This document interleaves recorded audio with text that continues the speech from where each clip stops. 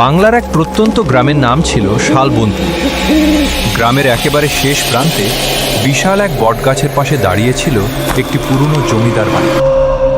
বাড়িটাকে সবাই চিনত রায়বাড়ি নামে।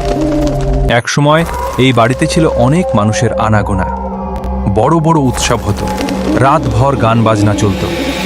কিন্তু এখন সেই বাড়ির চারপাশে শুধু নীরবতা, কারণ গ্রামের মানুষ বিশ্বাস করত রায়বাড়ির ভেতরে এখনো কেউ একজন অপেক্ষা করে আছে।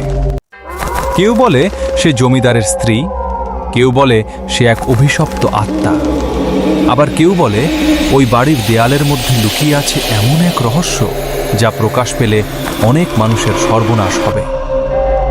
বৃদ্ধ করিম চাচা প্রায় বলতেন, সূর্য ডোবার পর ওই বাড়ির দিকে তাকাবি না, আর যদি কখনো সাদা শাড়ি পরা কাউকে জানলায় দাঁড়িয়ে থাকতে দেখিস তাহলে পেছনে ফিরে তাকাবি না।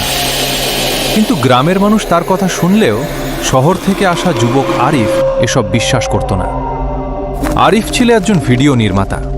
সে পুরনো বাড়ি, রহস্য আর অজানা ইতিহাস নিয়ে ভিডিও বানাত। একদিন সে জানতে পারল রায়বাড়ি নিয়ে অনেক রহস্য আছে। সে ঠিক করল রাতের বেলা ওই বাড়িতে গিয়ে ভিডিও করল। গ্রামের লোকেরা তাকে অনেক নিষেধ করল। একজন বৃদ্ধা বললেন, বাবা, ওই বাড়িতে রাত কাটাতে যাস না। 20 বছর আগে আমার ছেলে গিয়েছিল। সকালে শুধু তার ক্যামেরাটা পাওয়া গিয়েছিল, কিন্তু ছেলে আর ফেরেনি। আরিফ একটু অবাক হলেও বলল, হয়তো কোনো দুর্ঘটনা হয়েছে, ভূত বলে কিছু নেই। সেই রাত আকাশে চাঁদ ছিল না, চারদিকে অন্ধকার। রাত 11:45 আরিফ টর্চ, ক্যামেরা আর মোবাইল নিয়ে রায়বাড়ির সামনে দাঁড়ালো। বাড়ির বিশাল দরজাটা বাতাস ছাড়াই আস্তে আস্তে খুলে গেল। গরম। আরিফ থেমে গেল। তার মনে হলো কেউ যেন তাকে ভেতরে আসার অনুমতি দিল।